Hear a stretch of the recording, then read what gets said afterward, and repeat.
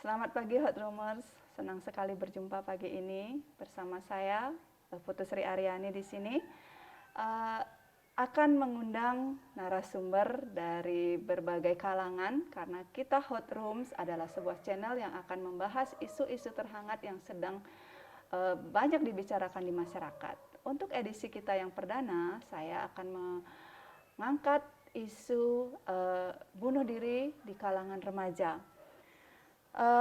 Seperti kita tahu dari waktu ke waktu di media massa semakin banyak ada berita terkait dengan bunuh diri, dan tingkat bunuh diri ini pun tidak hanya terjadi di kalangan usia dewasa tetapi juga sudah sampai ke anak-anak dan remaja. Bahkan hal ini oleh WHO juga dicatat bahwasanya kematian bunuh diri di usia 15 sampai 19 tahun itu merupakan penyebab kematian ketiga di dunia. Nah, ini tentu kondisi yang sangat tidak lazim ya. Kenapa anak-anak itu bunuh diri? Nah, berita yang terakhir itu ada anak SMP yang bunuh diri, gantung diri karena tidak dibelikan motor oleh orang tuanya. Itu terjadi di Sulawesi Selatan. Kemudian bulan Agustus kemarin ada 2 sejoli di Sumatera Selatan, tepatnya di Sungai Musi, menceburkan diri berdua hanya karena katanya tidak direstui oleh orang tua yang perempuan gitu ya. Nah, itulah kenapa edisi kita perdana ini akan mengangkat hal itu. Nah, untuk itu di rumah kami sudah hadir 2 orang narasumber.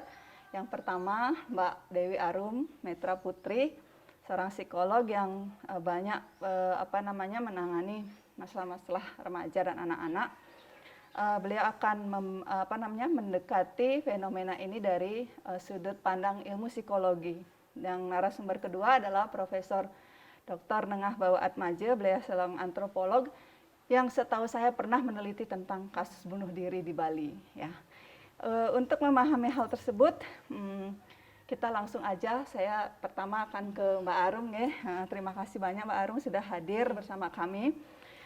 Saya ingin tahu Mbak, dari sudut pandang psikologi, kenapa sih anak-anak ini melakukan bunuh diri? Apa penyebabnya? Kemudian kalau memang ini secara teori ada, siapa dan atau remaja yang bagaimana sih yang rentan melakukan tindakan bunuh diri? Silakan Mbak. Oke, terima kasih atas waktunya. Saya juga senang sekali ya diundang hari ini. Sedikit banyak bisa share tentang fenomena yang belakangan ini juga banyak ya muncul dan kita ketahui di berbagai daerah juga di Indonesia.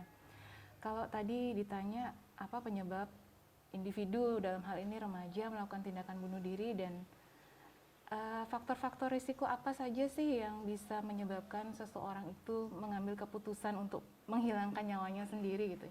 Saya berangkatnya dari faktor risikonya dulu ya, bahwa ada memang sekelompok atau individu-individu yang sudah memiliki istilahnya risiko untuk kemudian memutuskan melakukan bunuh diri. Seperti misalkan saja orang yang mengalami depresi. Orang yang mengalami depresi kita tahu ciri-cirinya seperti dia menarik diri dari kehidupan sosial, menyendiri, kemudian perasaan sedih yang sangat kuat dan berkepanjangan gitu, merasa kesepian dan lain sebagainya itu ya. Kemudian ada juga kelompok-kelompok individu yang memang dia mengalami masalah secara psikologis atau gangguan psikologis seperti masalah kepribadian. Bisa jadi dia sangat perfeksionis, paranoid gitu. Nah, itu adalah kelompok orang-orang yang rentan gitu untuk bisa memutuskan melakukan bunuh diri. Juga ada kepribadian, mungkin kalau di sekitar kita melihat orang yang misalkan saja dia seperti hilang harapan, hopeless, kemudian merasa kesepian, juga seperti tidak punya harapan, tidak bisa menemukan jalan keluar atas permasalahan yang dia hadapi. Nah, itu juga rentan untuk melakukan tindakan bunuh diri. Nah, apa penyebabnya? Kita bisa kaitkan dengan faktor risiko itu. Ketika faktor risiko ini kemudian bertemu dengan satu kondisi, satu stimulus yang pada satu waktu sudah memuncak, nah itu menjadi stresor yang sudah tidak tertahankan bagi individu yang bersangkutan sehingga memutuskan untuk melakukan tindakan tersebut gitu ya. Misalkan saja pada anak atau siswa yang bunuh diri karena pembelajaran jarak jauh. Apakah kita bisa langsung menarik kesimpulan bahwa oh karena pembelajaran jarak jauh siswa ini bunuh diri gitu? Tentu tidak ya. Ada dinamika yang terjadi gitu pada diri anak secara internal. Apakah dia merasa bahwa dia tidak bisa beradaptasi dengan metode pembelajaran itu, kemudian support dari keluarganya bagaimana ketika dia tidak bisa mengerjakannya, orang tuanya bagaimana supportnya, bagaimana keterlibatannya, sejauh mana orang tua peduli bahwa anaknya mengalami kesulitan. Kemudian gurunya, pembelajaran jarak jauh ini kan tidak berarti guru hanya memberikan tugas. Ya, itu konsep yang selama ini banyak kita temui gitu. Padahal transfer of knowledge itu tetap diperlukan, walaupun tidak setiap hari gitu. Ini membuat individu atau siswa itu merasa lebih percaya diri ketika dia diberi tugas. Oh, sudah dijelaskan tadi gitu. Dan dia pun tidak boleh memutus istilahnya kontak sosial dengan teman-temannya juga gitu. Walaupun tidak bisa bertatap muka, nggak bisa kumpul-kumpul di kantin dengan teman-temannya ya. Tetapi dia tetap harus bisa bersosialisasi dengan cara misalnya melalui WA gitu. Jangan biarkan anak ini berjuang sendirilah istilahnya. Dan orang tua pun kalau alasannya saya nggak ngerti materinya, jadi saya nggak nemenin dia belajar gitu. Bukan hanya itu kok yang diperlukan oleh anak gitu. Dia perlu dukungan dan penguatan juga. Solusi apa yang bisa diberikan oleh orang tua gitu. Ya. Dan hal-hal seperti itu yang kemudian ketika tidak terpenuhi itu menjadi stresor bagi anak. Dia merasa berjuang sendiri, dia merasa nggak ada yang bantu, helpless tadi ya. Kemudian kalau saya nggak mengumpulkan ini, saya nanti nggak bisa ikut ujian, wah semakin panik lagi gitu. Dan dia mempersepsi bahwa lingkungan sekitarnya tidak support gitu. Akhirnya apa? Ya sudah, saya mengambil tindakan ini karena mungkin ini adalah jalan yang terbaik untuk menyelesaikan masalah ini gitu. Bagi saya dan bagi semua orang. Jadi pikirannya memang sudah untuk mengakhiri hidupnya. Jadi ada faktor resiko, kemudian ada stressful life event juga yang menjadi trigger ya atau pemicu sehingga perilaku itu terjadi. Gitu. Ya, lumayan ya, kompleks juga ya, Iya, tidak kompleks. ketika seseorang bunuh diri tidak hanya penyebabnya si Iya. A, B, C gitu ya. Jadi ternyata ada berbagai pihak yang ikut juga mendorong kenapa anak itu, ada berbagai penyebab, tidak satu penyebab saja. Betul. Ya, tidak satu penyebab tunggal saja yang menyebabkan anak itu bunuh diri. Oke, berarti ternyata anak yang bunuh diri itu penyebabnya itu tidak tunggal, ada banyak faktor yang menyebabkan. Dari luar dan dari dalam. kepribadiannya. Mungkin dia perfeksionis sehingga ketika dia gagal pada satu hal kemudian dia merasa itu akhir dari segalanya gitu ya, karena dia terbiasa memperoleh nilai yang terbaik misalnya, tapi kemudian ketika gagal tidak ada orang-orang yang membangkitkan lagi bahwa sebenarnya dia mampu gitu. Dan dari pihak guru ataupun lingkungannya pun juga tidak memberikan penguatan atas apa yang dia capai selama ini gitu. Oke, jadi faktornya banyak banget Mbak Arum ya. Selain faktor lingkungan juga macam-macam. Nah, seperti yang kita amati juga, penyebab bunuh diri itu kadang-kadang bagi beberapa orang itu sangat sepele. Misalnya dia minta uang pulsa untuk beli paket mungkin untuk belajar online tidak bisa, atau ingin punya HP untuk memperlancar dia bersosialisasi. Nah, ini kan kita bisa sebut juga ada faktor ekonomi di situ. Ya, kemudian ada juga tadi orang tua, masyarakat sekitar. Nah, kalau menurut sudut pandang antropologi itu seperti apa, Prof? Karena tadi ada hal-hal yang penyebabnya sangat sepele bagi sebagian orang, mungkin bagi anak tersebut adalah hal besar. Itu seperti apa, Pak Prof? Silakan. Terima kasih. Ya, saya gembira untuk bisa ikut nimbrung dalam diskusi ini. Nah, kalau tadi kan sudah bunuh diri dilihat dari dimensi psikologi, saya kira itu sudah bagus sekali. Nah, sekarang kita melihat dari sisi yang lain. Sisi yang lain itu adalah kita bicara tentang hakikat manusia di sini. Nah, hakikat manusia itu ada 3 dulu. Yang pertama, manusia sebagai homo socius, kemudian manusia sebagai homo culturalis, makhluk berbudaya, lalu ketiga, manusia sebagai homo religiosus, itu sering juga disebut homo deus. Nah itu, nah ketiga-tiganya ini bisa dikaitkan dengan kasus bunuh diri. Nah, yang pertama kita lihat dari segi homo socius. Nah, manusia sebagai homo socius itu dia selalu adalah makhluk yang berhubungan dengan orang lain, makhluk relasional itu istilahnya. Nah, sebagai makhluk relasional, maka dia akan mendapatkan kenyamanan dari hubungan sosial dengan orang lain. Anak mendapatkan kenyamanan dari hubungan sosial dengan orang tuanya. Anak mendapatkan kenyamanan dari hubungan sosial dengan teman-temannya, berbagai pihak lah. Nah, kalau relasional ini tidak memberikan dia kenyamanan, antara lain karena perubahan sosial yang terjadi dalam masyarakat, di mana masyarakat berubah dari kolektivisme menjadi individualisme, maka kepedulian orang terhadap orang lain itu mengecil. Akibatnya ketika si anak mengalami masalah, hubungan-hubungan sosial yang semestinya bisa memberikan solusi, dia justru tidak menaruh kepedulian terhadap anak itu. Nah, karena tidak ada kepedulian, mereka putus asa, maka potensi-potensi psikologis tadi bisa meledakkan dia menjadi kasus bunuh diri. Itu. Jadi kuncinya di sini sebenarnya adalah masalah relasional yang individualistik itu, kepedulian orang terhadap sesama itu berkurang.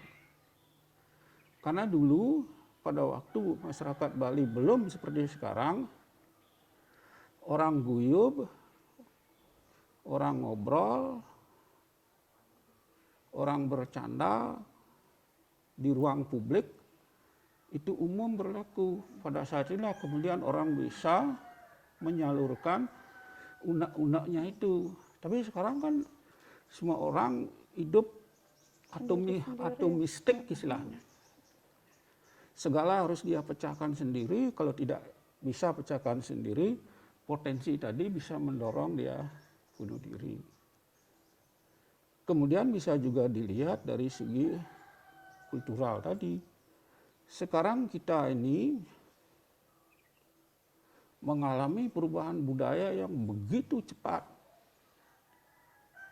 sehingga nilai-nilai yang ada dalam masyarakat itu cepat sekali berubah. Ini biasanya anak-anak belum sempat dia menginternalisasikan nilai-nilai tertentu, sudah ada nilai baru yang datang. Sehingga mereka tidak punya pegangan nilai untuk memecahkan persoalan-persoalan yang dihadapi. Akibatnya apa? Karena tidak ada pegangan nilai, maka mereka mengalami jalan buntu. Karena nilai itu kan sebenarnya memberikan patokan baik, buruk, benar, salah. Karena ini tidak ada, maka mereka tidak tahu mana yang baik, mana yang buruk. Inilah yang bisa juga mendorong mereka untuk bunuh diri. Karena mereka tidak tahu bunuh diri itu adalah persoalan buruk itu sebenarnya. Karena nilai berubah. Nah, dari segi agama, ini bisa juga dilihat dari segi agama. Agama mengajarkan pada kita apa yang baik, apa yang buruk, apa yang benar, salah, indah, tidak indah, suci dan tidak suci. Nah ini bisa jadi nilai-nilai agama yang ditanamkan baik di lingkungan keluarga, mungkin juga di sekolah, belum menyentuh pada internalisasi nilai ini. Lebih banyak berbicara pada dimensi kognitif, kira-kira seperti itu. Ngapalin agama. Akibatnya anak-anak tidak tahu bunuh diri itu dosa, tidak tahu dia. Ketika dia tidak tahu bahwa itu dosa, ketika dia mengalami persoalan-persoalan psikologis tadi, ya dia bunuh diri. Karena di kepalanya tidak ada pengetahuan bahwa bunuh diri itu dosa. Jadi tiga-tiganya itu bisa saling berkontribusi memperkuat dimensi psikologis bagi seseorang bunuh diri. Itu prinsip dasarnya. Oh, oke. Jadi banyak yang bergeser. Jadi dalam konteks sosial budaya itu terjadi banyak pergeseran yang begitu cepat sehingga menyebabkan anak-anak juga kebingungan untuk mengambil nilai yang mana yang bagus untuk dirinya. Jadi ini masuk juga ke persepsi diri jadinya Mbak Arum ya. Karena ada pergeseran nilai relasional di masyarakat dari dari awalnya guyub menjadi individualis, kemudian nilai-nilai mungkin dulu nilai spiritual masih kental di keluarga, sekarang bergeser menjadi nilai-nilai ekonomis terlalu kuat dan lain sebagainya. Belum lagi ditambah dengan pelajaran-pelajaran agama yang diperkuat lagi di sekolah, tidak pengajaran agama itu sifatnya kognitif, tidak praktis gitu lah Pak Prof ya. Sehingga ini semua jadinya saling mendukung untuk anak ini bunuh diri. Nah, lalu kalau dari konsep agama Pak Prof, apakah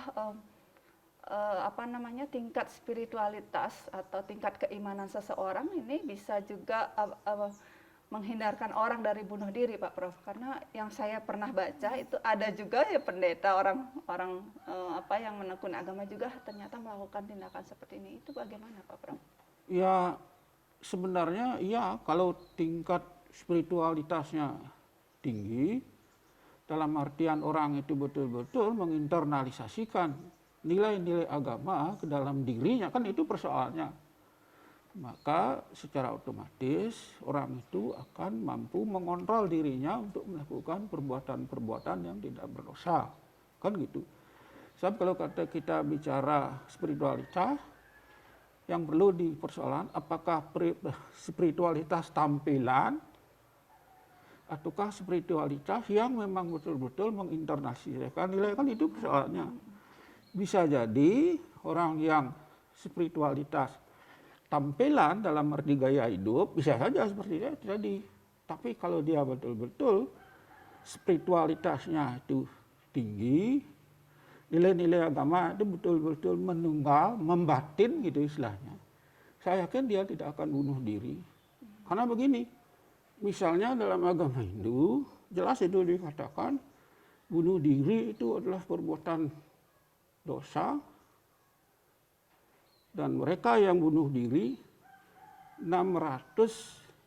sekitar 650 tahun akan dihukum di neraka. Itu bisa bayangkan itu ancamannya. Ini berarti agama Hindu sangat mengecam orang bunuh diri. Begitu pula dulu, sebelum tahun 61, kalau ada orang bunuh diri, pada umumnya tidak boleh itu dibawa ke rumah. Dia ditaruh di jalan, mayatnya di pinggir jalan. Itu adalah hukuman sosial untuk memberikan contoh agar orang tidak bunuh diri. Itu sebenarnya maksudnya. Artinya, sekali lagi, kita perlu bedakan spiritualitas. Apakah spiritualitas yang betul-betul membatin, ataukah spiritualitas sebagai gaya hidup? Nah ini, kalau spiritualitas sebagai gaya hidup, bisa jadi kemudian orang itu bunuh diri. Dari segi sosial ya, dari segi psikologi saya kira itu bisa ditinjau dari sisi yang lain. Bagaimana Mbak Arum? Sama tadi, kalau dari sisi psikologi gimana tingkat spiritualitas itu, apakah berpengaruh terhadap seseorang hendak melakukan bunuh diri atau Iya. bagaimana itu? Tingkat spiritualitas itu kan dikaitkan dengan bagaimana orang meyakini Tuhan dan segala sesuatu yang berkaitan dengan kuasanya ya, dengan ajaran-ajarannya, kemudian dia menjalankan apa yang diajarkan, menjauhi apa yang dilarang gitu. Nah, tingkat spiritualitas yang semakin tinggi sejatinya berkorelasi dengan rendahnya kecenderungan untuk melakukan bunuh diri. Nah, ketika seorang pendeta misalnya atau orang yang kita ketahui spiritualitasnya tinggi kemudian bunuh diri, itu memang menjadi satu dinamika yang khusus gitu. Apa yang terjadi itu kan juga tidak serta-merta bisa kita judge gitu ya, kita bisa simpulkan gitu. Bisa jadi memang ada kejadian-kejadian yang seperti kembali lagi yang tadi, ada kejadian dalam kehidupan di masa sekarang yang sangat stressful gitu, sehingga berpikir untuk mengakhiri semuanya dengan satu tindakan kemudian akan selesai gitu ya. Memang itu menjadi satu dinamika yang menarik juga gitu untuk bisa dikaji gitu, bagaimana orang yang kita lihat memiliki spiritualitas tinggi kemudian bisa mengambil tindakan seperti itu. Kembali lagi seperti yang dikatakan Prof. Bawo, mungkin saja memang itu hanya di permukaan ya, kemudian kita tidak tahu Hanya bagaimana tampilan beliau doang. menginternalisasi apa yang dia tampilkan di luar gitu. Jadi internalisasi itu penting sekali ya Mbak Arum ya, agar benar-benar ajaran agama kita benar-benar merasuk membatin lah di diri anak-anak kita. Nah, kalau menurut Mbak Arum, apakah pola asuh atau proses internalisasi ini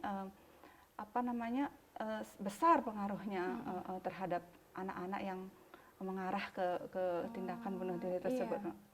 Kalau di psikologi itu dikatakan bahwa dalam support sistem yang terdekat dengan anak itu kan orang tua ya, di keluarga. Walaupun ketika memasuki masa remaja, teman sebaya itu juga pengaruhnya lebih besar mungkin daripada orang tua. Namun orang tua atau orang dewasa yang berada di dekat anak, di keluarga itu memainkan peran yang sangat besar gitu. Pola asuh kaitannya dengan bagaimana orang tua berinteraksi, berelasi dengan anaknya. Ada pola, kalau teori lama itu ya mengatakan ada pola asuh demokratis, pola asuh otoriter atau liberal gitu. Nah, ini ada kemarin yang saya sempat bilang sama Mbak Sri, ada teman saya yang disertasinya tentang faktor keluarga yang mempengaruhi perilaku bunuh diri. Memang dikatakan bahwa keluarga-keluarga yang tidak punya engagement atau keterlibatan dengan kehidupan anak ini, maka anak-anaknya bisa berisiko untuk melakukan tindakan bunuh diri gitu. Jadi orang tua yang tidak peduli, cuek gitu ya, anaknya mau ngapain gitu, apalagi ditambah dengan sosial ekonomi yang rendah gitu kan. Nah, situasi yang sedemikian kompleks diterima oleh seorang anak, akhirnya ketika menghadapi satu masalah, walaupun sepele sekalipun ya, itu kemudian beresiko untuk konsekuensinya bisa sampai sejauh itu. Dari pertama mungkin melukai diri sendiri, misalnya untuk mencari perhatian gitu ya, kemudian itu tidak ditemukan juga, malah dimarahin dan lain sebagainya gitu. Bisa sampai mengarah kepada tindakan yang benar-benar untuk menghilangkan nyawanya sendiri. Jadi pola asuh memang sangat penting, demokratis gitu ya, dari sejak usia dini kita ajak berkomunikasi, berelasi seperti tanpa memaksakan anak untuk mengikuti apa yang dikatakan orang tua, tapi belajar untuk kenapa tidak mau sekolah, ada apa dengan sekolah gitu. Tidak seperti harus sekolah. Sekarang harus sekolah, jam segini harus mandi, harus sekolah. Jangan tanya kenapa, pokoknya kamu harus sekolah gitu ya. Otoriter itu. Otoriter, atau dibiarkan nggak mau sekolah ya udah, biarkan saja sampai dia punya kesadaran sendiri gitu ya untuk mau sekolah gitu juga salah juga gitu. Iya, jadi seorang anak, saya pikir di usia berapapun itu tetap membutuhkan orang tuanya dengan porsinya masing-masing gitu ya. Walaupun anak SMA tidak lagi harus disuapin untuk sarapan pagi gitu, tetapi pada level tertentu mereka tetap membutuhkan orang tuanya gitu. Jadi para hot roomers yang mengikuti acara ini, terutama orang tua, tolong dicatat apa yang disampaikan Ibu Arum, bahwa orang tua itu perannya tidak berhenti pada usia tertentu ya. Jadi orang tua itu tetap diperlukan sampai mereka berpisah oleh usia ya gitu ya. Iya, Kita bilang betul. kalau sampai azal memisahkan anak dan anak baru berhenti peran orang tua. Jadi tolong dicermati para orang tua, jangan lepas putra-putrinya meskipun mereka sudah kelihatannya mandiri dan lain-lain, tetapi mereka keberadaan mereka tetap diperlukan ya Mbak Arum ya. Ya, saya ingin Nggih, silakan, nambahkan Bapak. dikit. Nggih. Saya menyambung Mbak Arum tadi, memang keluarga itu penting.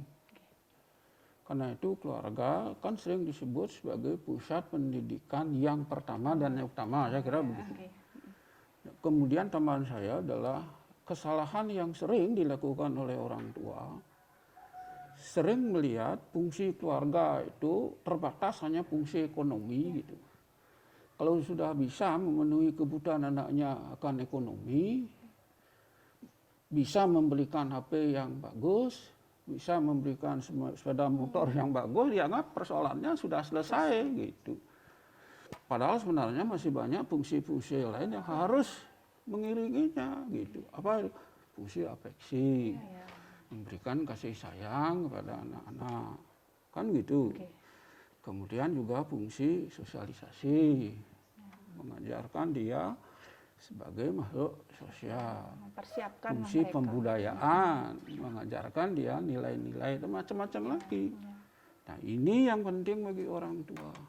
Jadi catatan saya dari apa yang dikatakan oleh Mbak Arum tadi itu sudah bagus. Catatan saya adalah mari orang tua, keluarga jangan melihat fungsi keluarga itu hanya sebatas fungsi ekonomi, kan itu masalahnya. Oke, oke, oke. Kalau sudah beri makan, belikan mobil, belikan HP bagus, selesai. Tidak. Oke. Masih banyak fungsi-fungsi lain yang harus dijalankan secara optimal. Jika hal itu bisa dilaksanakan, astungkara, Baik-baik saja. keluarga akan bisa mencegah tindakan kasus bunuh diri tadi. Iya, gitu. itu tadi yang kalau kaitannya dengan pembelajaran jarak jauh ini mbaknya Oke. sedikit Iya. bergeser. Itu sebabnya banyak orang tua merasa terbebani ketika anak belajar di rumah. Karena mereka selama ini ngantar anak sekolah, jemput jam berapa gitu, nanti dikasih bekal berapa untuk sekolah, kemudian sore antar les lagi. Sebatas itu gitu, Selesai, seperti tukang antar jemput Iya. gitu. Sebenarnya ketika anak kembali belajar di rumah kan artinya memberi kesempatan orang tua Iya. memenuhi kewajibannya Kasih sayang yang dari dikatakan itu. oleh Prof tadi Kebutuhan gitu kasih ya. sayang ya. Iya. Ya. Jadi tidak hanya memberikan apa namanya kebutuhannya secara ekonomis materialistik saja, ya, tidak. tetapi ada juga ternyata kebutuhan-kebutuhan di lain. Psikologis tadi kan, Ya, kasih sayang. ya perhatian ya Iya. Pak ya. Kemudian masih banyak lagi lah dibutuhkan, apalagi menginjak anak remaja kan kita tahu sendiri ya. Iya. Remaja itu kalau di dunia kedokteran kan dibilang otaknya masih under construction gitu istilahnya.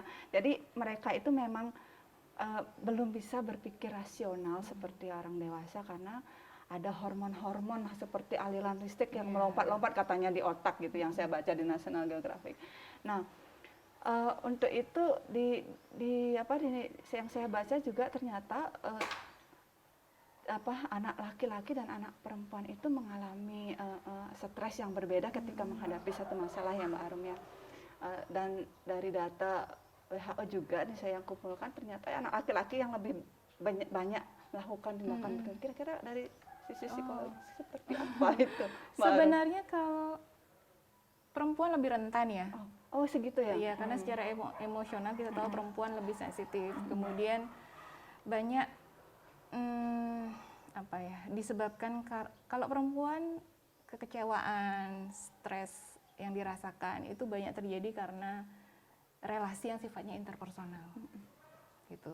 Relasi dengan pacar, dengan teman dekat, dengan orang tua gitu. Tapi kalau laki-laki biasanya kekecewaan atau stressful event yang terjadi itu berkaitan dengan yang sifatnya lebih terbuka, misalnya seperti pekerjaan, pergaulan gitu, merasa dikucilkan oleh kelompoknya misalnya. Saya nggak punya motor, jadi saya nggak bisa bergaul dengan teman-teman saya yang punya motor, jadi saya ingin motor karena tidak dipenuhi, kemudian kekecewaannya sangat mendalam, stres banget gitu ya, sehingga memutuskan untuk mengambil tindakan menyakiti dirinya atau menghilangkan nyawanya sendiri gitu.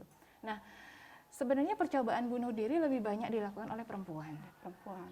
Tetapi yang sampai Berhasil. dalam tanda petik berhasil, Yang berhasil itu menghilangkan adalah nyawa. laki-laki. Itu kenapa? Karena laki-laki memilih metode yang Ekstrim kali ya. ekstrim, memilih metode yang keberhasilannya lebih tinggi gitu ya. Tapi kalau perempuan tidak. Perempuan menggunakan cara-cara yang resiko untuk terjadinya itu memang lebih rendah gitu. Jadi angka bunuh diri pada laki-laki dikatakan menjadi lebih tinggi dibandingkan perempuan. Tapi sebenarnya percobaan untuk bunuh diri itu lebih banyak dilakukan perempuan. oleh perempuan. Oh iya. Tadi dari cara mengakhiri hidup ya Mbak ya. Laki-laki itu lebih ekstrim. Apakah cara mengakhiri hidup yang ekstrim itu menunjukkan tingkat stres juga Mbak Arum? Karena dia stresnya levelnya tinggi banget, dia memilih cara yang lebih ekstrim. Apakah itu ada hubungannya? Iya betul. Jadi ketika orang stres, sudah sangat stres, jadi keinginannya demikian kuat. Jadi kalau kita bahas dari segi neuropsikologisnya itu hormon serotoninnya sudah rendah sekali. Jadi kemudian dia menjadi lebih impulsif, menjadi lebih tidak stabil, sehingga keputusan yang diambil pun menjadi lebih ekstrim. Oh, jadi begitu. Jadi kita lihat kalau orang itu cara bunuh dirinya sangat mengerikan gitu. Jadi kita bisa bilang bahwa orang ini sedang dalam kondisi yang sangat parah. Ya. Bisa dibilang begitu Bisa ya. dibilang seperti itu. Oke lah kalau begitu berarti laki-laki lebih tinggi tingkat kematiannya meskipun tingkat percobaannya lebih rendah, tetapi keberhasilan dia mengakhiri hidup lebih tinggi. Nah, Pak Prof, kalau dari segi budaya Pak Prof, ini laki-laki kan tingkat berhasil mengakhiri hidup itu tinggi. Apakah ada hubungannya dengan tekanan dia sebagai seorang laki-laki yang memiliki tanggung jawab yang lebih tinggi itu apa begitu Pak Prof? Gimana? Ya, bisa juga dilihat dari segi budaya sebenarnya juga. Artinya begini, dalam kultur kita paling tak di Bali ya, kultur kita yang patriarki, nah ini kan kita bicara patriarki ini. Ada stereotip wanita itu harus halus, harus tenang, kan gitu. Sedangkan laki-laki harus keras dan macam-macam. Itu kan sering dilawan Kak. Nah, ketika kita bicara pada tataran itu, bunuh diri itu sebenarnya adalah kekerasan terhadap diri sendiri itu gitu. Jadi kalau orang bilang itu sebenarnya adalah himsa terhadap diri sendiri itu, bentuk kekerasan terhadap diri sendiri. Nah, ketika kemudian kita bicara bahwa laki-laki kemudian lebih banyak berhasil, kan tadi itu, maka jawabannya bisa dikaitkan dengan kultur kekerasan. Jadi laki-laki karena dia sudah biasa dengan kultur kekerasan, maka bunuh diri itu adalah aktualisasi dari kultur kekerasan.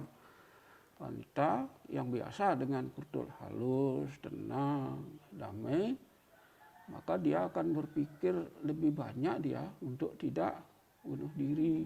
Karena kulturnya mengharuskan dia harus tenang, halus. Laki-laki harus karena ini keras, bentuk kekerasan tidak saja pada orang lain, bisa pada diri sendiri. Kekerasan terhadap diri sendiri, itulah yang disebut dengan istilah bunuh diri. Bunuh diri yang paling banyak dilakukan itu kan gantung itu. Menggantung diri. Karena itu adalah cara yang paling cepat, tingkat kesakitannya paling rendah, paling sedikit. Tingkat kematiannya tinggi karena begitu tali dijerat, kaki lepas dari tanah, tidak lama kemudian pasti mati. Sedangkan bunuh diri yang lain itu termasuk bunuh diri yang paling ekstrim karena menyakitkan luar biasa.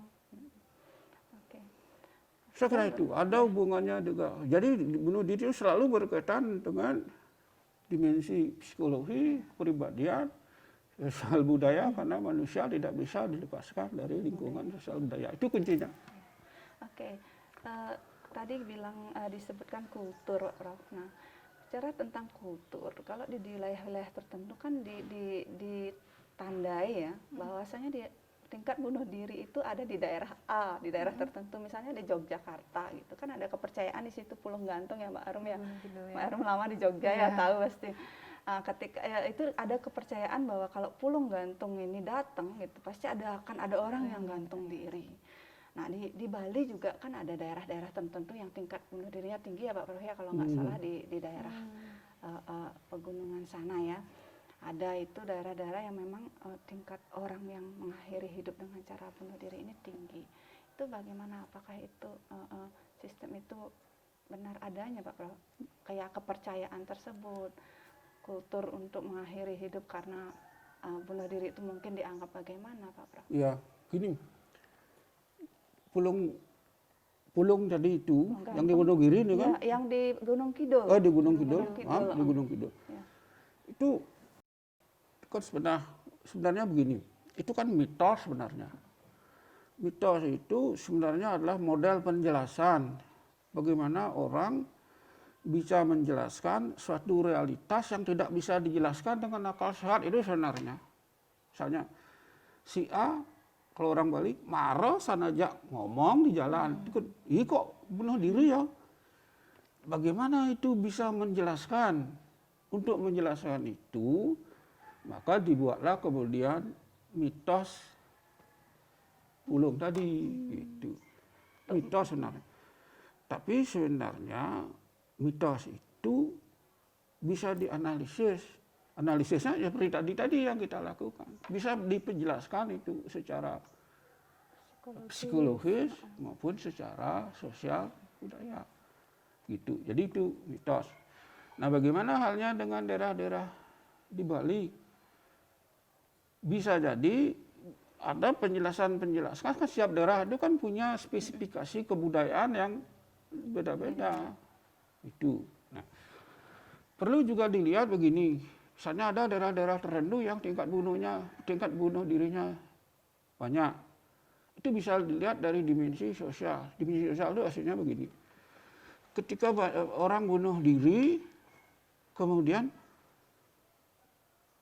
dia berhasil, orang lain bisa meniru ini. Kan mimesis namanya itu, peniruan. Karena apa yang kita lakukan dalam hidup bermasyarakat ini sebagian besar melalui peniruan, makanya kan begitu secara psikologi, meniru kita. Sehingga kalau terjadi banyak bunuh diri di suatu daerah, tidak saja karena faktor psikologis dan faktor sosial, budaya, agama, sebagainya, bisa juga karena faktor peniruan tadi.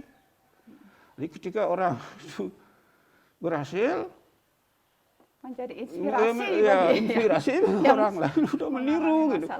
Okay. Karena manusia itu sifatnya memang meniru. Oh, Karena itu kan secara kultural yang dikatakan sebagian besar perilaku kita ini lewat asing meniru sebenarnya. Gitu. Oke. Berbicara tentang meniru, Mbak Arum, saya ke Mbak Arum lagi ya. Apakah tindakan bunuh diri ini bisa disebut sebagai menular berarti? Jadi kalau orang ini dia menularkan ke orang lain, jadi ingin menciptakan keinginan untuk melakukan hal yang sama. Atau ada lagi satu hal yang saya sangat ingin tahu ini, apakah tindakan menghilangkan nyawa diri sendiri itu bisa disebut genetis? Misalnya dulu ibunya meninggal karena mungkin anaknya nanti akan melakukan hal yang sama. Apakah itu bisa disebut ada kemungkinan ini sifatnya genetis atau bagaimana Mbak Arum? Oh ya, salah satu resiko yang belum saya sebutkan tadi pada remaja yang melakukan tindakan bunuh diri adalah riwayat keluarga yang pernah melakukan bunuh diri gitu ya. Tapi sekali lagi kita tidak langsung bisa menarik kesimpulan gitu, karena apa yang sebenarnya sangat mungkin untuk diturunkan itu adalah kerentanan ketika menghadapi suatu masalah atau kerentanan untuk sama-sama mengalami masalah depresi. Mental, misalnya depresi. Kalau neuropsikologi atau secara psikologis itu bisa diturunkan gitu ya. Kerentanan-kerentanan itu bisa diturunkan dari generasi ke generasi. Namun sekarang kan kita melihat bagaimana individu itu sendiri ketika menghadapi suatu masalah, bagaimana dia mengelolanya gitu, sehingga tidak sampai resiko yang diperoleh dari ibunya atau bapaknya itu kemudian menghasilkan perilaku yang sama gitu. Jadi kalau secara genetis yang diturunkan itu adalah tadi ya kerentanannya untuk mengalami masalah psikologis yang sama, apakah dia skizofrenia atau sakit jiwa gitu ya, sehingga mengalami halusinasi melihat yang tidak ada gitu. Kemudian apakah itu bentuknya depresi, kecenderungan untuk bisa mendapatkan depresi lebih besar dibandingkan dengan teman yang lain yang dari sejarah keluarganya tidak punya masalah dengan depresi gitu. Jadi tidak semata-mata langsung sama-sama bunuh diri terus bunuh diri ya, gitu ya. tindakannya mungkin saja ada perilaku lain yang menjadi manifestasi dari gangguan yang dialami gitu. Kalau kaitannya tadi dengan imitasi atau meniru gitu, kita bisa lihat dari orang akan mengamati konsekuensinya apa sih gitu. Kalau dia tidak melihat ada konsekuensi yang menyertai ketika dia mengalami satu masalah, bisa jadi dia melakukan hal yang sama gitu. Jadi konsekuensi yang dicermati oleh orang-orang di sekeliling yang sudah pernah melakukan ini, itu apa konsekuensinya? Apakah kemudian, oh jadi merubah sistem support di lingkungannya menjadi lebih baik gitu, atau ya sudah dibiarkan saja itu terjadi, malah kemudian masalah yang dihadapi itu selesai gitu ya. Jadi ya sudah, sangat mungkin untuk melakukan hal yang sama gitu. Oke, jadi ibaratnya orang yang memiliki kerentanan jiwa itu sama halnya mungkin kalau orang diabetes kali Mbak ya, dia akan diturunkan, tetapi sekarang bagaimana ini si keturunannya ini mengelola supaya itu tidak sampai menyakiti, kan gitu ya. Dan keluarga dan lingkungan kan juga harus sudah aware dengan hal tersebut. Oke, jadi oke, penjelasannya bagus sekali tuh Mbak Arum. Jelas sekali bahwasanya bunuh diri tidak diturunkan, diwariskan, tetapi yang diwariskan adalah kerentanan kejiwaannya dalam menghadapi masalah. Oke, itu menarik sekali. Nah, sehingga kita perlu solusi nih sekarang nih, karena kita sudah banyak tadi membahas terkait dengan sudut pandang sosial budayanya seperti apa, dari psikologisnya seperti apa. Nah, sekarang bagaimana cara kita sebagai bagian dari masyarakat untuk ikut bersama-sama agar bagaimana tindakan bunuh diri khususnya pada diri remaja ini tidak terjadi lagi. Tentu ini bukan hal yang gampang karena ini menyangkut pola asuh, kemudian bagaimana sekolah juga terlibat untuk membentuk pribadi anak-anak kita yang menjadi anak-anak yang tangguh, bisa menghadapi masalah duniawi yang berat dengan cara yang bermartabat dan lain sebagainya. Tentu kita perlu solusi. Nah, mudah-mudahan acara kita juga ditonton oleh pihak-pihak pemangku kepentingan yang akan bisa merumuskan bagaimana pendidikan kita ke depan untuk menghasilkan generasi yang tangguh. Nah, saya terlebih dahulu karena di sini ada Mbak Arum dengan Pak Prof, jadi tentu saya solusinya minta dari Mbak Arum dengan Pak Prof agar nanti bisa menjadi acuan bagi orang tua bagaimana seharusnya menjadi orang tua yang baik, agar anak-anak kita menjadi orang yang kuat. Guru-guru juga berkewajiban untuk ini karena guru kan juga orang tua juga. Mereka adalah guru pengajian, juga bertanggung jawab secara moral juga kepada anak didiknya untuk menjadikan mereka orang yang baik. Silakan Mbak Arum, bagaimana menurut Mbak Arum? Solusi ya. Sebelumnya mungkin saya berangkatnya dari ini dulu, remaja gitu, masa remaja. Karena saya kebetulan di psikologi perkembangan, jadi masa remaja ini masa yang kalau kita mengalami masa SMP, SMA itu masa-masa yang sulit dilupakan ya. Termasuk juga bagaimana dari usia anak-anak, jadi remaja ini peralihan dari anak-anak ke dewasa. Bayangkan kita berada di masa peralihan musim hujan ke musim kemarau, musim kemarau ke musim hujan, itu kan sangat menantang sekali. Di sisi lain ada karakteristik anak yang masih melekat.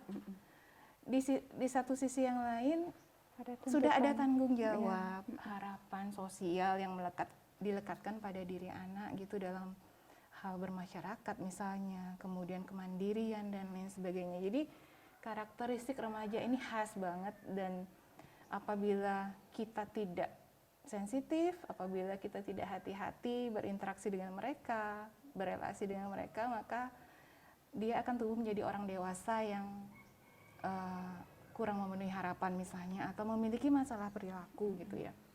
Nah, kembali lagi ke yang tadi, pemahaman orang tua akan karakteristik remaja dan khususnya karakteristik anaknya sendiri itu perlu untuk ditingkatkan gitu ya, perlu untuk ditumbuhkan. Anak saya ini kalau lagi sedang marah biasanya memendam sendiri. Nah, itu sudah hal yang menjadi ini ya, menjadi awareness tersendiri, warning tersendiri gitu. Kalau dia sedih tidak pernah cerita. Tapi orang tuanya tahu dia kecewa, dia sedih, tapi kok diem aja. Ah, berarti nggak apa-apa. Tidak bisa seperti itu. Jadi sebagai orang tua harus tahu caranya mengenali karakteristik anak, kemudian memilih tindakan yang tepat untuk mendekati anak.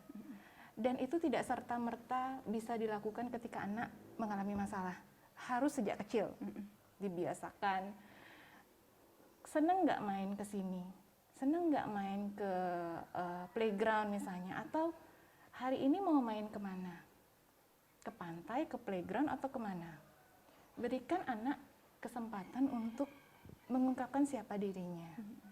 Tadi di sekolah seneng, tadi di sekolah gimana? Jangan, tadi ulangannya dapat berapa? Kok salahnya banyak banget ya? Nah, itu beda pendekatannya ya. Jadi sedari kecil orang tua bisa menjalin relasi yang baik gitu dengan anaknya. Ada yang mungkin berpikir, ah anak-anak saya kok, saya udah tahu dia gimana, dia mirip bapaknya gitu misalnya. Tidak bisa juga seperti itu. Jadi kenali karakteristik anak sejak kecil sehingga di masa-masa pertumbuhan selanjutnya kita sudah punya pola-pola untuk berinteraksi dengan baik dengan anak, terutama ketika anak sedang punya masalah. Jadi anak tidak harus melarikan diri keluar rumah ketika dia punya masalah, dia sudah punya orang tuanya atau orang dewasa lain yang dipercaya di rumahnya untuk bisa sharing, menemukan solusi. Jadi tidak harus sampai ke obat-obatan, ke narkotika, atau bergaul dengan teman-teman yang tidak punya solusi gitu ya. Kemudian apabila anak berada di tahap sekolah, peran guru itu juga penting. Sistem sekolah juga harus mendukung. Tidak membebani guru-guru dengan hanya sekedar memberikan materi yang sifatnya kognitif gitu ya, tapi juga ada kesempatan agar guru ini bisa secara psikologis lah gitu ya, mendekati anak satu persatu. Punya waktu untuk mendengarkan anak, terutama yang kaitannya dengan materi pelajaran misalnya. Kesulitannya di mana gitu. Kalau teman saya bilang, anak itu nggak akan bodoh kok kalau nggak dikasih tugas setiap hari. Tidak akan mendadak bodoh kan dia. Ya betul juga gitu. Pergunakan waktu dengan efektif memberikan tugas, tetapi juga ada pendekatan dengan anak. Apa sih kebutuhannya dia di sekolah? Dan orang tua juga guru harus komunikasi.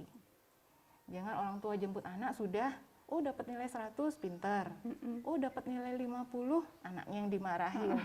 Padahal tidak tahu mungkin gurunya ada masalah tersendiri dengan anak, kurangnya di mana dan lain sebagainya. Nah, yang saya katakan tadi adalah solusi bagaimana kita preventif ya untuk agar anak ini tidak tumbuh dalam lingkungan yang beresiko untuk melakukan tindakan bunuh diri. Seperti itu. Oke. Ya, terima kasih. Ya Mbak Arum, tadi terkait dengan pembelajaran jarak jauh kan gitu ya. Orang tua juga harus menjalin hubungan ke guru dan lain sebagainya. Nah, memang pembelajaran jarak jauh ini stressful banget karena saya punya anak diberi tugas-tugas saja, padahal tadi kata Mbak Arum tidak dikasih tugas nggak bikin bodoh, malah bikin dia marah-marah. Nah itu jadi nanti mudah-mudahan ini didengar oleh pejabat pendidikan ya, tolonglah dengarkan kami gitu, lindungilah anak-anak kami dari stres ya, karena mereka sudah sulit, tidak boleh keluar rumah, tidak boleh bersosialisasi, kemudian mereka ditekan dengan mengerjakan pekerjaan rumah yang cukup banyak. Tolonglah dengarkan para pejabat di luar sana, tolong cegahlah anak-anak dari tindakan bunuh diri ya. Kemudian terima kasih Mbak Arum ya. Kita langsung aja ke Pak Prof. Ya, Gimana? saya kembali ke paradigma tadi. Yang pertama, untuk mencegah bunuh diri, lingkungan sosial keluarga itu saya setuju sangat penting. Itu artinya keluarga harus berperan penting memenuhi kebutuhan anak, tidak hanya materi itu yang saya tekan, tidak hanya uang. Penuhilah kebutuhan anak secara multidimensional. Dia butuh kasih sayang, dia butuh perhatian, dan macam-macam. Itu harus dipenuhi. Karena uang memang penting, tapi uang tidak akan bisa menyelesaikan segala persoalan yang dihadapi oleh anak. Banyak persoalan yang dihadapi oleh anak justru bisa dipecahkan lewat kasih sayang tadi itu. Nah, jadi pecahkan segala persoalan yang ada pada anak, menganunya Ma'ruf tadi, tidak menggunakan pendekatan otoriter, saya kira begitu, gunakan pendekatan dialogis atau pendekatan demokratis, saya kira begitu. Hargai anak bahwa dia sebenarnya adalah manusia yang juga punya keinginan, punya perasaan, punya kemampuan untuk berpikir, untuk menyelami mereka. Dialog itu menjadi sangat penting bagi orang tua. Nah, tentu saja keluarga tidak bisa juga dilepaskan dari masyarakat.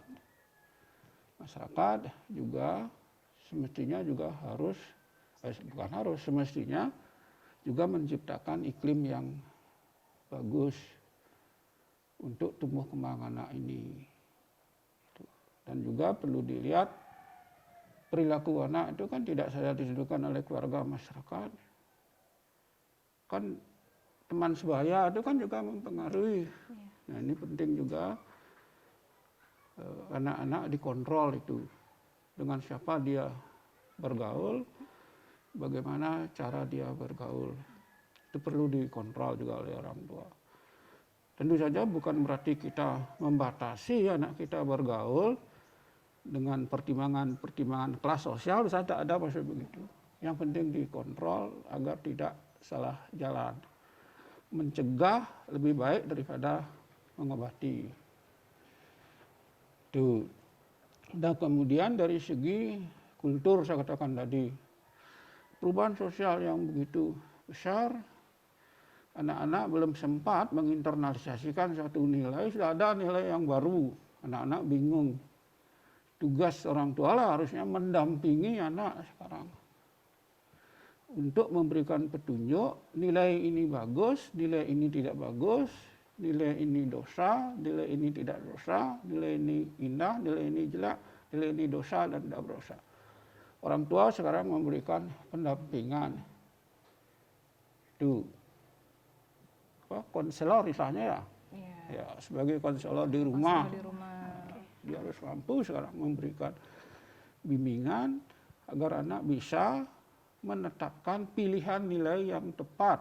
Jika dia sudah mampu menentukan pemilihan nilai yang tepat, maka persoalan yang dia hadapi akan bisa dikurangi.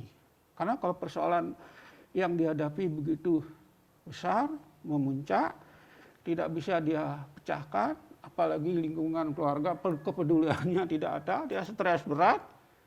Kalau sudah stres berat, dia tidak melihat ada harapan hidup, kan begitu ini. Kalau Erich Fromm, manusia kan homo hesperan katanya, manusia yang selalu berharap. Kalau harapannya tidak sudah ada, maka dia akan mengakhiri hidupnya. Lebih baik saya hidup di alam sana, akan merasa tenang, meniru orang lain, kira-kira seperti ini. Ini pendampingan orang tua menurut saya jadi sangat penting untuk mengarahkan itu. Saya yang ketiga, saya melihatnya sekarang menyarankannya dari segi manusia sebagai homo religiusus tadi, gitu. Agama sebenarnya bisa memainkan peran penting. Saya mengulangi apa yang saya katakan tadi dan sudah di stressing juga oleh tadi, bahwa agama itu sebetulnya tidak hanya mengajarkan kondisi itu, lebih banyak harusnya kan penanaman sikap, nilai, agar orang itu dari tidak tahu yang baik menjadi tahu baik, dari tidak tahu yang buruk menjadi tahu, dan sebagainya, dan sebagainya. Itu yang perlu ditanamkan pada anak didik. Misalnya, mengapa agama Hindu misalnya melarang orang bunuh diri? Ini agama Hindu itu mengenal kematian yang wajar dan kematian yang tidak wajar. Kematian wajar itu adalah kematian karena tua atau karena sakit, dua-duanya. Bisa dua dan sakit, kan bisa dua-duanya itu. Bisa juga kematian yang tidak wajar. Kematian yang tidak wajar itu ada dua, ulah pati dan ngulah pati. Yang kita bicarakan di sini kan yang bunuh diri atau ngulah pati itu. Ngulah pati, Pak. Ngulah pati itu kan. Nah, mengapa itu yang dianggap sebagai kematian yang berat? Karena mati dan hidup itu urusan Tuhan itu sebenarnya. Jadi urusan Tuhan yang menentukan hidup mati. Nah kalau kita sekarang bunuh diri berarti kita mengambil alih tugas Tuhan, ya itu kuncinya. Dan itu tidak boleh. Oh, tidak boleh, itu mengambil alih tugas Tuhan. Oh, tugas Tuhan yang harusnya menutup, mengakhiri, mengawali hidup manusia itu kan Tuhan yang punya. Karena itu kita punya Trimurti, Brahma, Wisnu, Siwa. Kalau kita bunuh diri berarti kita mengambil tugasnya Tuhan itu. Nah inilah dosa besar bagi kita. Gitu. Itu tugas besar. Nah ini yang perlu yang begini ini perlu dijelaskan di sekolah biar anak itu belajar agama, tidak belajar agama hafalan, tapi betul-betul menyentuh apa ya, afeksi ya, perasaan mereka tahu, akhirnya mereka bisa menerapkan dalam kehidupan sehari-hari. Nah tentu saja saya tidak menyalahkan sekolah melulu.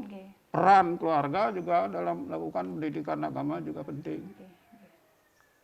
Contoh sederhananya gini, sembahyang memang penting di keluarga, penting menurut saya.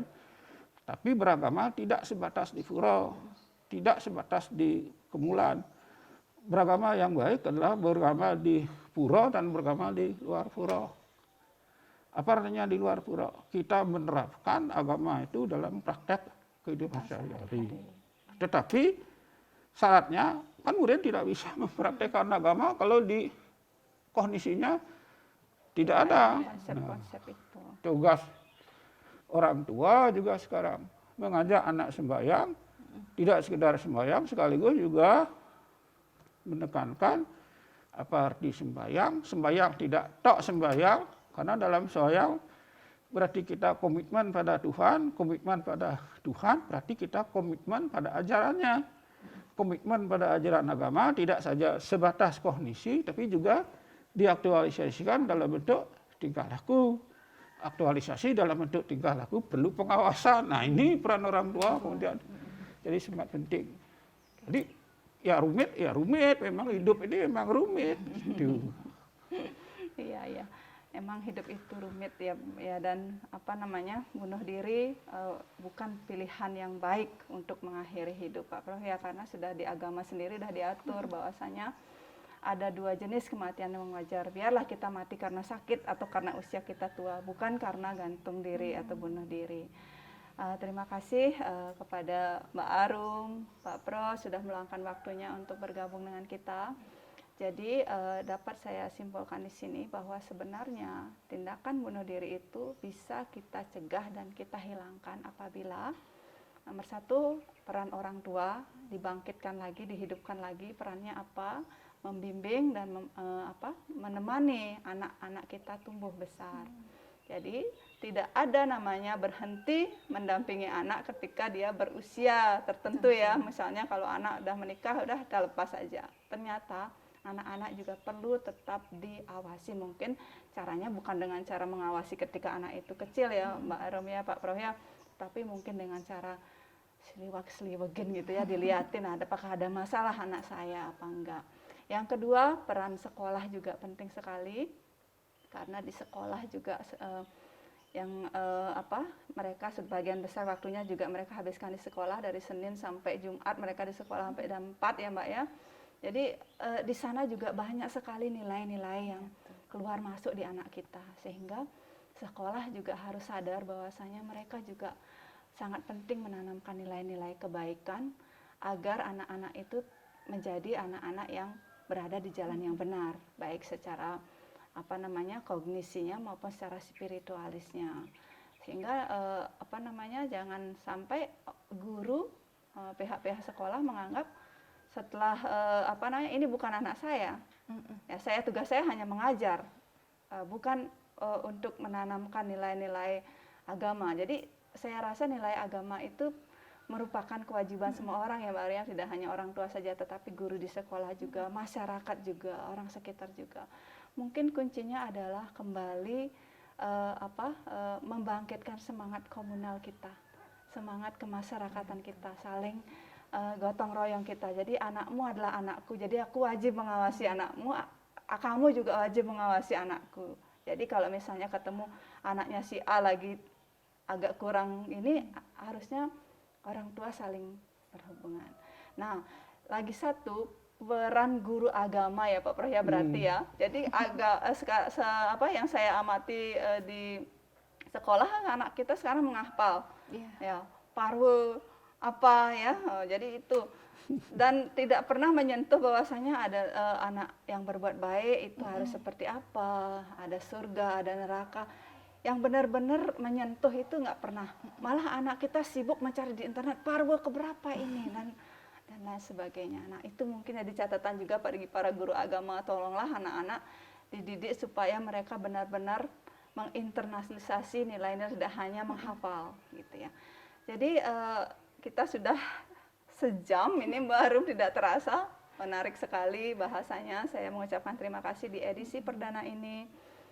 Kami kedatangan tamu-tamu yang sangat menguasai sekali, sehingga mudah-mudahan tidak ada lagi berita-berita tentang bunuh diri. Mudah-mudahan ini juga ditonton oleh tidak hanya di Bali tetapi juga di luar Bali, karena kasus bunuh diri di Indonesia itu sudah meningkat dari tahun ke tahun, terus meningkat, dan semakin mudah saja anak-anak yang melakukan bunuh diri. Itu yang menjadi keprihatinan kita. Terima kasih sekali lagi. Sama-sama. Ya, saya akan tutup untuk hari ini. Para hot roomers, terima kasih atas kesempatan yang diberikan kepada kami untuk mendiskusikan hal-hal yang menjadi topik hangat di masyarakat. Kebetulan sekali berita ini sudah Agustus ada berita bunuh diri di koran, sehingga sangat pantas untuk diangkat dan dicermati lagi oleh berbagai pihak. Terima kasih, sampai jumpa di lain kesempatan.